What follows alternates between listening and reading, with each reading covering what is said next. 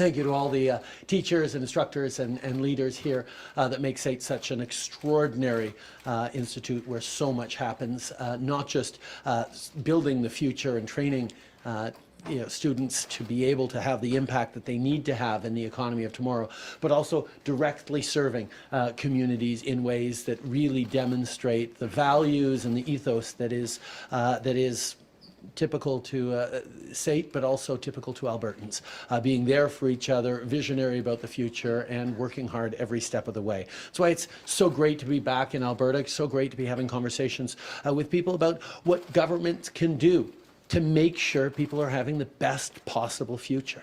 Because we all know times are tough right now. There's challenges around inflation, challenges around affordability, particularly around housing and groceries, concerns about the impacts of climate change and what that's going to mean for jobs in the future, for careers that young people can have. There's a lot of uncertainty in a world that's changing right now. And that's why, as a government, we've continued to step up. And it hasn't been automatic, and it hasn't been easy, because there's a lot of different perspectives on how to best help Canadians to move forward. I will say that our conversations with the Government of Alberta about how to build a strong future have always been very constructive. Our commitment to investing in a better future for all Canadians includes especially Alberta, because here is where so much of the economic growth, of the powering of a net zero future is going to happen right across the country and around the world. So continuing to be here to invest, whether it's investing in housing, investing in other competition and affordability measures around groceries, and moving forward with a climate plan that puts more money in people's pockets while we reduce our emissions and prepare for the decarbonization challenges that will continue to have Alberta providing energy in the future. These are all the things that we've been focused on, and we're going to continue to focus on and work with Albertans at all levels of government to be able to deliver. Mais ici aujourd'hui, je suis très content d'être ici pour parler de la santé, parce que nous reconnaissons à quel point c'est important de garder les Canadiens en santé. And speaking about healthcare is an essential building block of a successful future for Canadians. We moved forward last year with announcements around $200 billion in investments in healthcare right across the country, negotiating deals with the provinces to make sure that we're delivering more primary care, that we're delivering better support for frontline healthcare workers, that we're moving forward on mental health, and that we're underpinning all of that with better data collection so we can truly see what's happening well in different parts of the country where it needs to be improved, and so Canadians can actually have real understanding of the results and the improvements that their tax dollars are investing in public health care systems right across the country. We've announced recently we're moving forward on Pharmacare, particularly around diabetes and contraception, because we know those are two areas where people are unfortunately having to make choices between paying for groceries, putting food on the table, or their own health, well-being, and future. And that's where stepping up on that way is going to be really important. But today we're here to talk about dental care. This is a way for us to not just go at people's health and improve health outcomes for Canadians across the country, it's also a way of dealing with affordability. Last year, almost 500,000 kids whose families don't have any sort of dental coverage were able to go to the dentist because we stepped up around dental care. And this year, we've already seen 1.3 million seniors sign up for our Canada Dental Care Plan. This is going to make a huge difference right across the country. So far, Canadians 70 and older are registering for this program. Within a month, it'll be down to 65 and older who can register, and people will start getting services as of later this spring right across the country.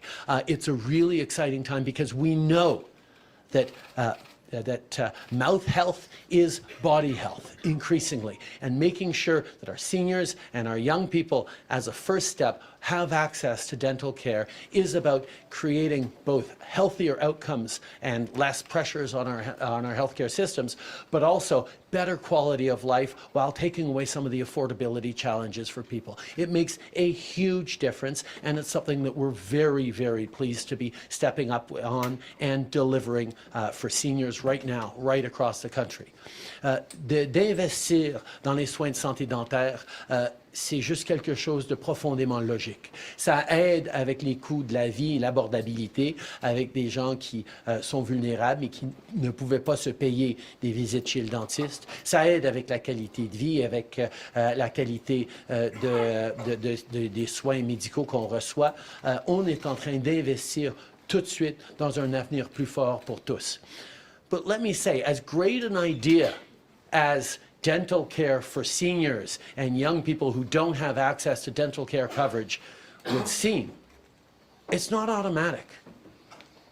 It seems like, oh my God, it's a no-brainer. Let's make sure that our seniors have access to dental care because it'll keep them healthier for longer. Let's make sure that kids who come from families that don't have access to dental care actually get that care they have, because in Canada, you shouldn't ever judge the income that their family made based on the quality of their smile.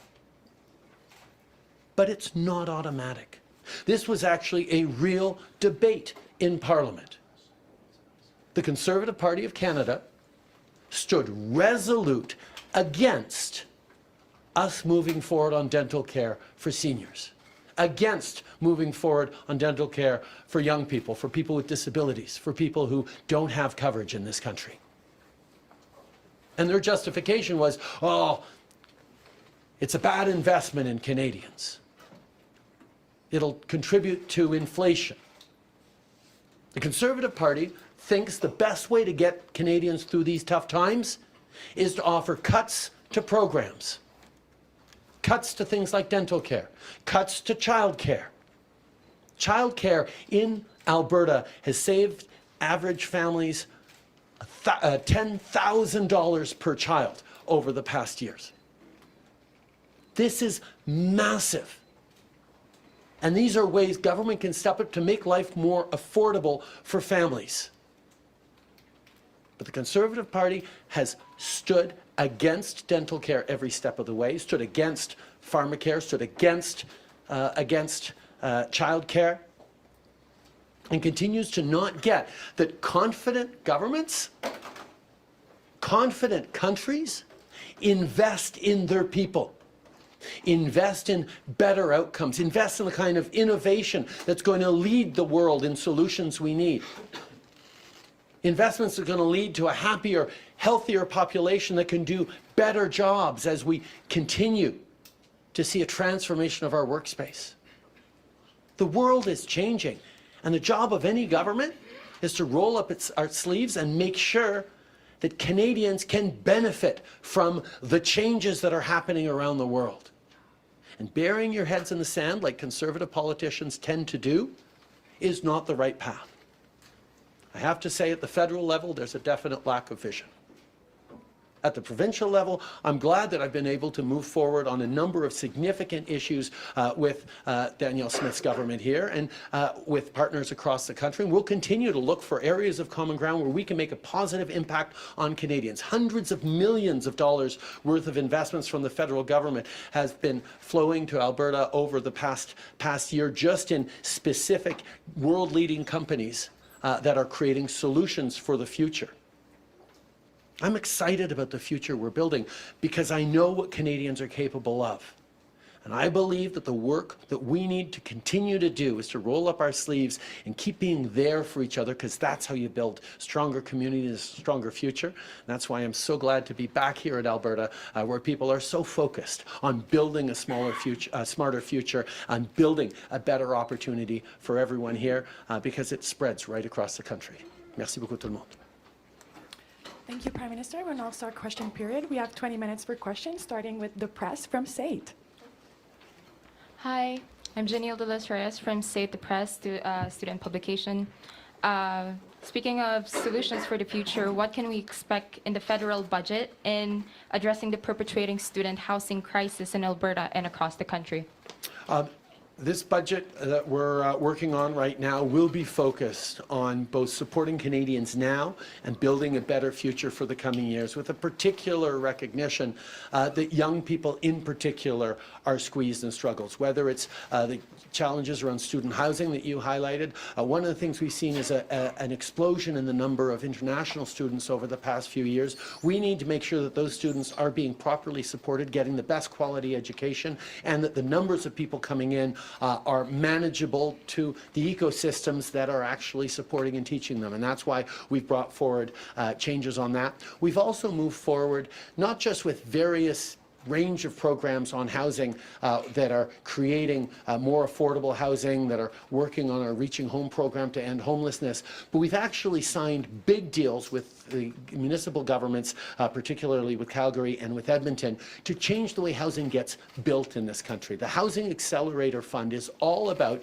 making sure that whether it's zoning or cutting red tape or using more public lands or moving forward on greater densification, that it's not just this project or that project that the government's investing in, which is something we're going to continue to do, but that every lot in a given city has an opportunity to increase densification, to really take advantage of the opportunities to solve this housing crisis together. That's the kind of investments that this country is continuing to do, and we're going to continue to focus particularly on making sure that young people can start a family and afford their homes. Next question. Anne-Marie Tricky, Radio-Canada. Si possible, si on peut avoir la réponse en anglais également. Sur la taxe carbone, on a vu hier plusieurs sorties des premiers ministres de l'Atlantique contre la taxe carbone, dont le premier ministre libéral de Terre-Neuve. La mesure n'a presque plus d'appui dans les provinces. Quelle est votre réaction et avez-vous signé l'arrêt de mort de la taxe carbone quand vous avez mis en place l'exemption sur le mazout en octobre dernier? À partir du mois d'avril, une famille de 4 personnes en Alberta va recevoir 1 800 $ avec notre rabais sur le prix sur la pollution. Dans des milieux ruraux, ça va être 20 % de plus. Notre façon de mettre un prix sur la pollution met plus d'argent dans les poches de 8 personnes sur 10 à travers le pays dans les régions où notre prix s'applique.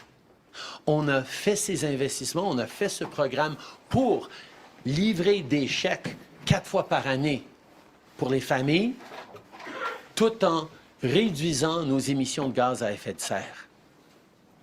C'est un principe de base qui a livré et qui continue de livrer et au niveau de l'abordabilité et au niveau des bénéfices avec une économie qui investit et qui développe des solutions.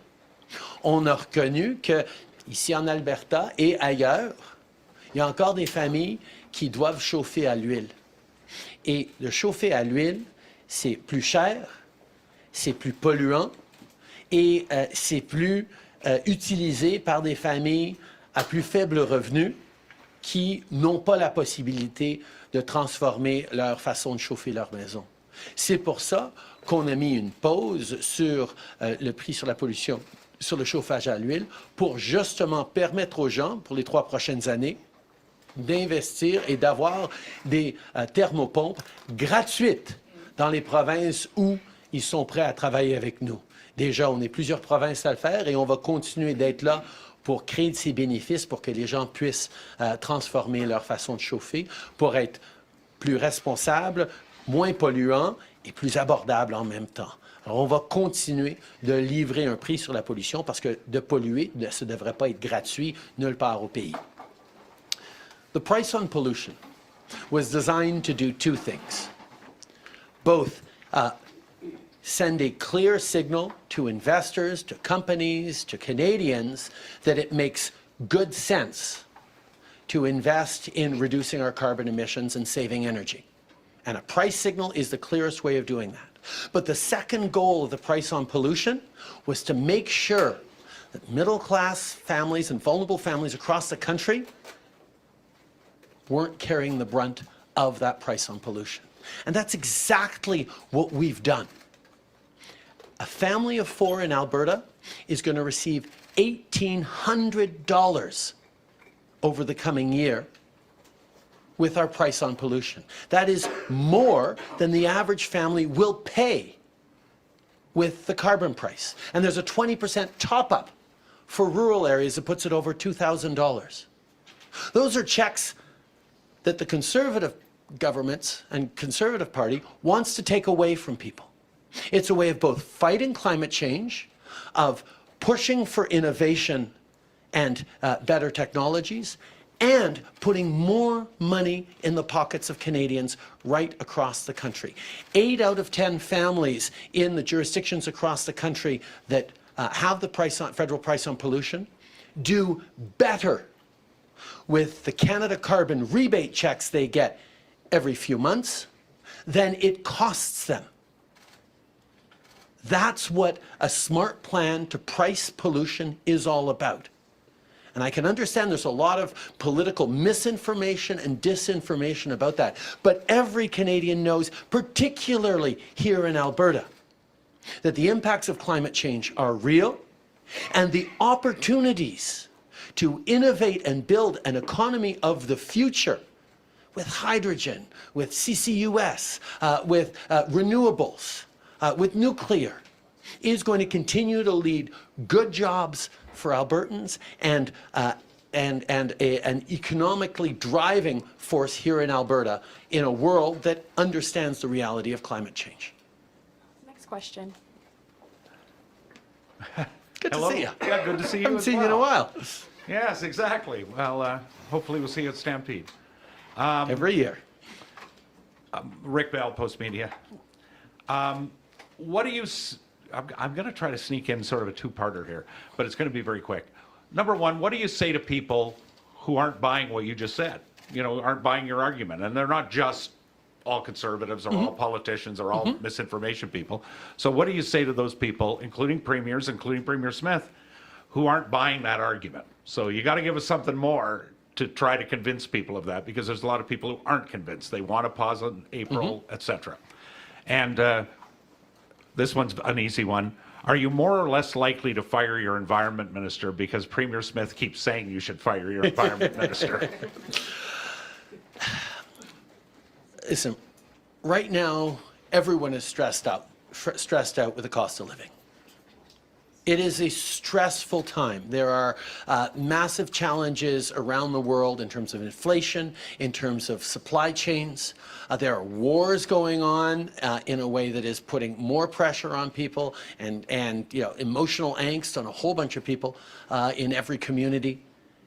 There is uncertainties. We're still, in some ways, recovering from the effects of the acute pandemic that we just had.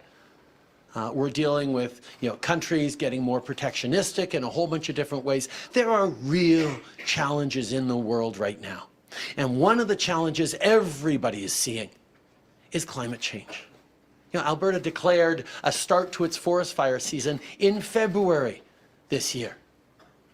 We had one of the worst years for wildfires ever, on top of some of the worst years for floods, and droughts in different parts of the country as well. The impacts of climate change are real. And they're not just environmental or, you know, community-based, they're also economic. We are seeing that investors from around the world are looking to where they can rely on clean energy, where they can develop some of the climate solutions they have, where there's a focus on decarbonizing the processes that we have for whatever it is, so that there can be more competitiveness in a world that is adjusting to the fact that we're having to reduce our emissions of carbon in everything we do.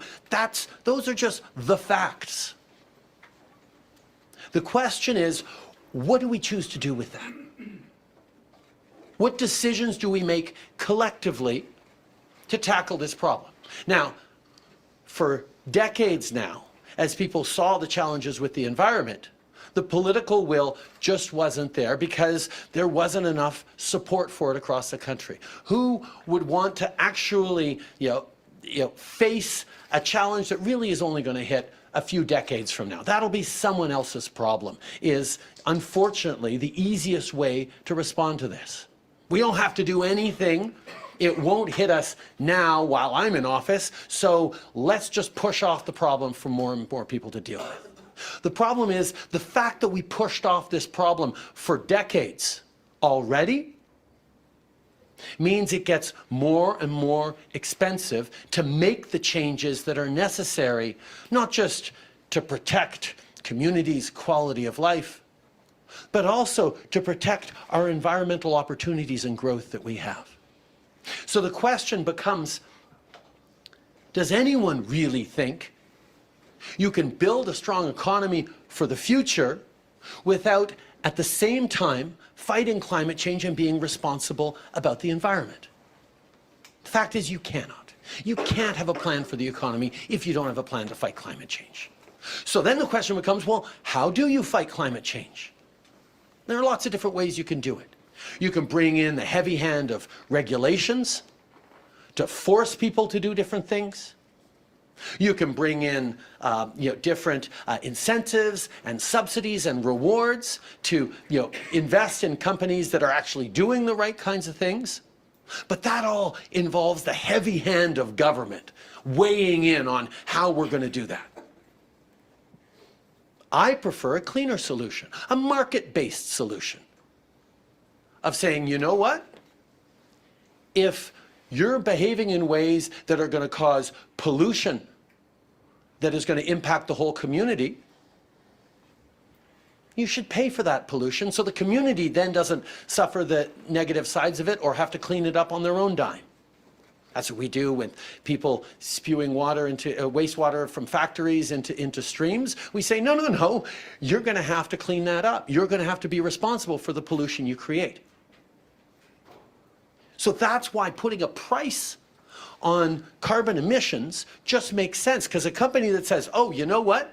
I'm going to avoid paying that price by investing in a better type of technology.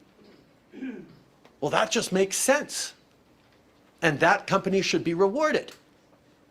And a company that says, no, I'm just going to continue to pollute, the fact that they wouldn't get dinged for that doesn't make sense either. So we said, pollution will have a price on it. But more than that, we know there's a lot of families across this country who don't have huge amounts of choices in terms of, oh, I'm just going to buy a much more fuel-efficient car, or I'm going to replace my roof or my insulation or my windows. That's a hard investment to make. So we wanted to make sure that people who continue to not be able to change much in their behaviors would get that money back. And that's what we do with the price on pollution. But think about a family that does decide, oh, okay, you know what, we can get a slightly smaller car, or we're going to replace our windows, we'll go for the slightly more fuel-efficient windows. Well, they actually get more money back because they're spending less on that price on pollution. So it's a logical way to do things, but yes, it does require putting a price on things right now so that we can set ourselves up for success in the future. And that's an easy thing for short-term politicians, short-term thinker politicians, to say, oh, we'll get rid of the price. They don't talk about the fact that they're also going to get rid of that check, the Canada carbon rebate, that puts more money in the pockets of the vast majority of Canadians. And they don't have a plan, or they don't talk about how they're going to actually use the heavy hand of government through regulations or through subsidies or some other way to pick winners and losers in the economy, as opposed to trusting the market. Now, your question, Rick, is sort of, well, that all makes sense. Why are so many people still against it? Well, you know, that's a question we all have to ask. But my job is not to be popular. My job, although it helps, my job is to do the right things for Canada now and do the right things for Canadians a generation from now. And that's what I've been focused on. And yeah, it's not always popular. But I know that doing the right things today, that support people today, that deliver that better future a generation from now, 2 generations from now, is going to make a huge difference in the path we take forward. In regards to my environment minister, I have tremendous faith and confidence in my environment minister. And if, you know, if people are having a trouble getting along with them, maybe they need to look at their own approach to these big issues, as opposed to looking at what he's talking about, which is consistent with building a better future for everyone. Next question. Hi, Rachel McLean from CBC News. Can I get this in French as well?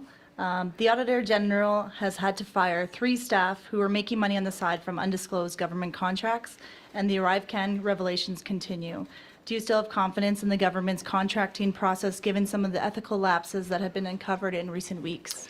We have seen that procurement processes and contract processes within the public service are sometimes unacceptable. That's why we have launched investigations, and we are rethinking how the public service does procurement and does contracting. This is, Canadians have a right to accept and expect that their governments, in all the work they do, at the political level, yes, but also at the non-political level, be responsible and efficient stewards of taxpayer dollars, and that's why we're taking this so seriously.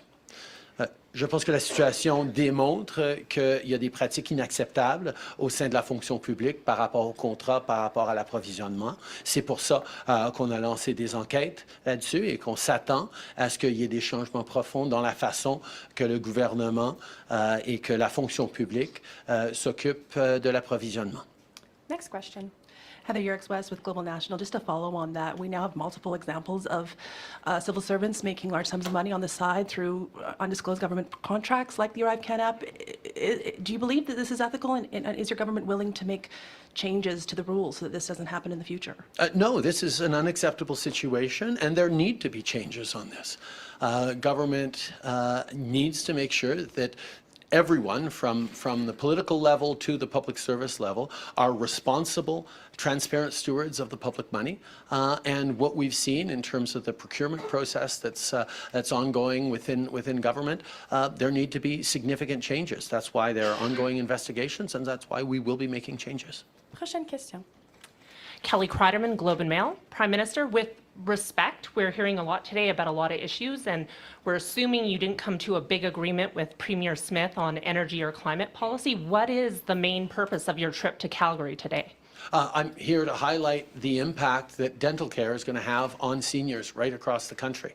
1.3 million seniors are now registered for the Canada Dental Plan, something that, quite frankly, conservative politicians, and particularly federal conservative politicians, won't talk about because they stand against. So if I don't get out there across the country and meet with seniors and talk about the impact that we're having in positive ways in people's lives, then nobody will.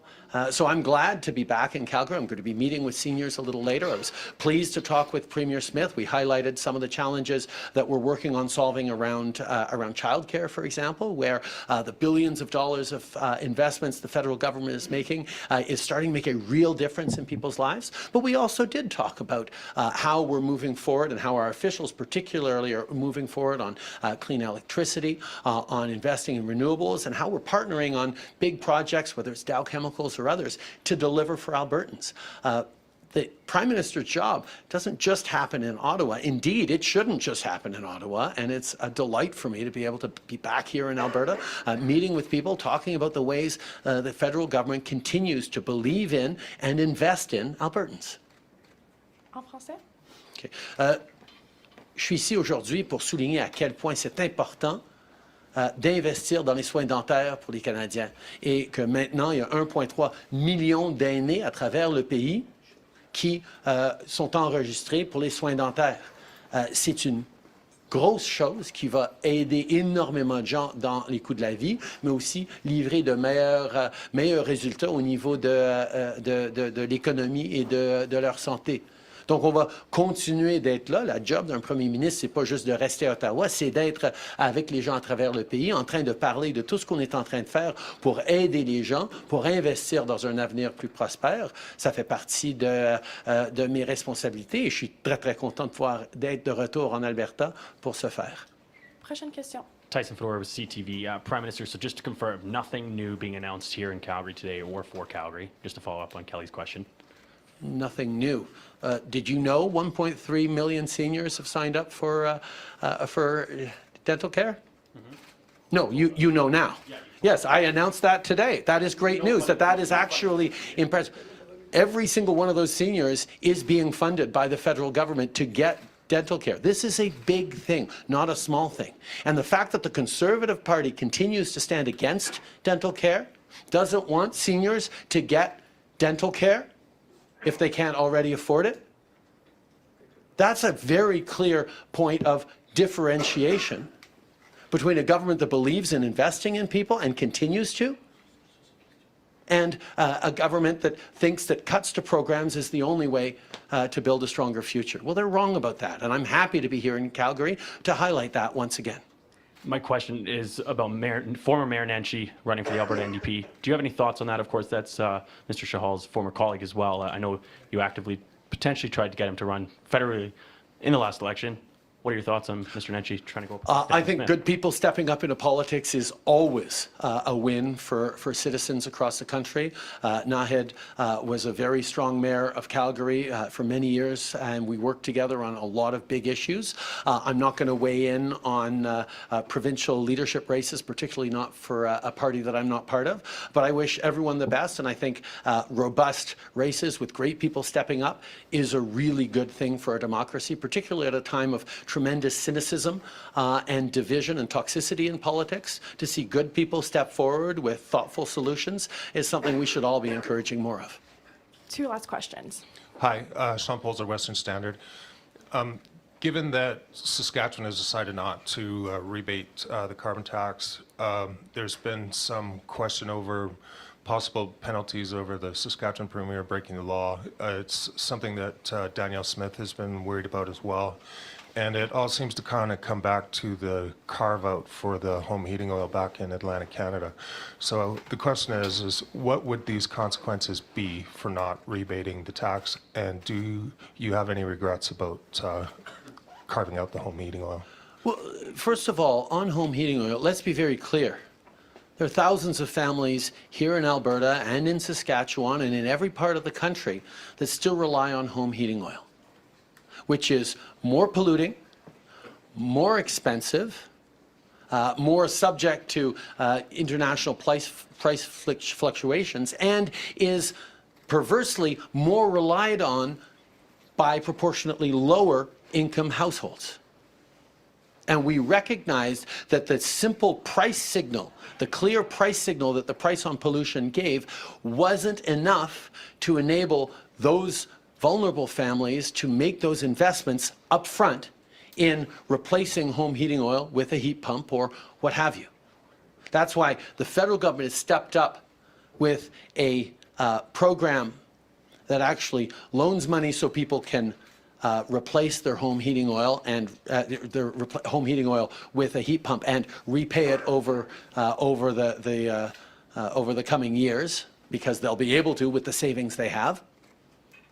And in some provinces, we're working with the provincial government to make sure that lower income people who have home heating oil can replace their home heating oil furnaces for free with a heat pump, which will save them massive amounts of money over the coming years. Yes, we want to give home heating oil customers a free heat pump so they can save money and heat their homes more reliably over the future. That's what that program is. And yes, it benefits Atlantic Canada, but it also benefits Saskatchewan, Alberta, and every province and territory across the country. Secondly, on the decision by the government of Saskatchewan to not pay its taxes to the federal government. As we've seen from a few different premiers, you can use the notwithstanding clause to opt out of basic charter rights of Canadians. I think it's a bad idea, but a number of people are doing it. You can opt out of the Charter of Rights and Freedoms by using the notwithstanding clause. But you can't opt out of the Federation. You can't opt out of Canada. We are a country of laws, we're a country of rules and responsibilities, and it's evolved over 150 plus years to be this extraordinarily successful country we have. And we expect people to obey the law. That's what governments expect of their citizens. That's what citizens should expect of their governments. Last question. Hirin Mansakani with the Calgary Herald. This is a two-parter. So the Alberta Dental Association has had a number of questions and concerns about this new program and what would be the implications, especially for their salaries and administrative work. And so they've said that there's very little clarity on it. And you know, these are some of the concerns they have for the federal government. And secondly, with the Pharmacare program, the Premier Spitz government has clearly opposed the program even without seeing the details, saying that they want funding instead of having to adhere to this program. How do you kind of respond to these concerns? Thank you. First of all, on the dental associations across the country, we are in close conversation with them right now. Actually, as of just this past Monday, we're seeing dental care providers across the country start to sign up for this program. The final fee structures aren't quite negotiated yet. We're continuing to do that, but the ballpark we're in actually looks like the federal system will be of greater benefit or greater generosity or greater fees than some of the provincial systems for some vulnerable groups that compensate dentists for services. So we are confident that this is going to be a great opportunity, not just for Canadian seniors and young people and others to be able to get the dental care that they need, but it'll also be an opportunity for dentists across this country to bring in new customers, to get well paid for it, and to benefit from the kinds of systems we're putting in place. We're very optimistic that this is going to be a game changer, not just for seniors, but for the dental community as well, as more people are able to actually get their teeth taken care of in the right kinds of ways. Second question was in regards to? Pharmacare, yes. I actually had a brief conversation about Pharmacare with the Premier this morning. The reality is, far too many people are still squeezed on having to make choices between groceries and paying for needed medications. And the two areas that we recognize that being most acute that we're moving forward with right now, first of all, on contraception. We know that too many women are having to choose between getting the right medical device to be able to choose when to start a family and with whom. In some cases, significant upfront costs that they can't cover. And therefore, they don't have the kind of control over their life and career that they would want to have. And cost being a barrier for that isn't right in a country like Canada. So we are moving forward on making sure that women have access to prescription contraceptives through our new Pharmacare program right across the country. And secondly, our choice around diabetes. Diabetes, as people who are health professionals know, is the base factor in so many negative health outcomes. People who have diabetes have greater chances of heart challenges, of limb problems, circulations, amputations, eyesight. Diabetes is a main contributor to blindness in this country as well. And they're all things that can be avoided if someone actually takes the medications that will keep them safe and healthy through their long lives. But people are not able to afford diabetes medication in far too many cases. So not only does it lead them to worsening quality of life, but it leads to significant costs and pressures on our healthcare system as we're dealing with the consequences of someone not being able to pay for the insulin they needed. That's why our goal on Pharmacare is to make sure that the gaps in coverage that exist in every province across the country get filled in those two areas. That's a goal that I think everyone can agree with. I talked with Premier Smith. She said around 25% of people don't have Pharmacare coverage in Alberta, even though they have good, strong systems here, and you have good, strong systems here in Alberta, there are gaps. So what I said to her is, look, we want to work with you on a way that makes sense for you, that will be different from BC, different from Quebec, different from Ontario, different from PEI. But we want to work with you on a system that'll make sure that everyone in Alberta is able to access coverage for diabetes medication and for contraceptives on a prescription basis. And that's going to have a huge positive impact on communities and on our healthcare system. So the federal government isn't defining the program. We're going to sit down and work with the provinces to deliver ways that cover the gaps. And that's something that I think everyone can get behind, except apparently the federal Conservatives, but I'll leave them to explain their positioning on that. Allô, encore une fois, Anne-Marie, et j'aimerais juste votre réaction sur la situation en Haïti actuellement. Merci. Écoutez, les Canadiens sont en train de regarder la situation en Haïti avec beaucoup de préoccupation. C'est une crise humanitaire et sécuritaire qui découle depuis des mois et des mois maintenant.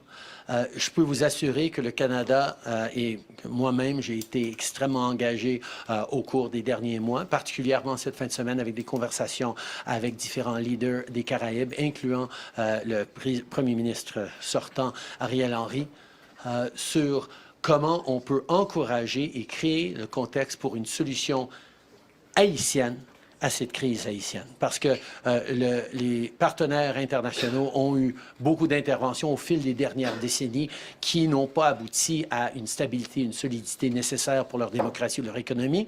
Alors, on est là pour travailler avec les partenaires de la région. J'ai été sur des appels lundi et toute la journée sur cet enjeu-là. Et on va continuer d'être là avec de l'aide humanitaire, avec des investissements dans la police, mais surtout avec des pressions politiques pour s'assurer que la classe politique haïtienne elle-même s'engage à trouver la stabilité et la prospérité qui est si nécessaire pour la perle des Antilles. A lot of Canadians are asking real questions about what's going on in Haiti and how we can help, because we've seen over the past months the worsening security and humanitarian crisis that is just heartbreaking. Canada has been actively engaged for months and months now in funding the Haitian National Police and putting pressure on the Haitian political class to establish stability. Over the past weekend, I spoke with a number of different Caribbean leaders, from Mia Motley to Andrew Holness to Ralph Gonsalves and others, and the president of CARICOM, President Ali of Guyana, to help coordinate the solutions that are being put forward. I spoke with Prime Minister Ariel Henry as well to talk about what more Canada can do. But the focus we have, and that we have been working on very closely with some other partners, is creating a Haitian-led solution to this crisis. The international community has been intervening for 30 years in Haiti, and we are still finding ourselves in this impossible situation. Right now, we're in a position where, yes, we're funding the police, we're helping with humanitarian aid, but we need to see Haiti's political class come together and figure out a way to move forward that puts the well-being of the Haitian people at the center of everything it does, and we're going to continue to stay very, very active, as I was all day Monday, on this situation, because it matters so much, not just for Canadians of Haitian origin, but for people across the Americas who are watching this humanitarian and security crisis unfold. Thank you very much. This is what concludes press conference. Merci beaucoup tout le monde. When you said that the Pharmacare program might differ from province to province,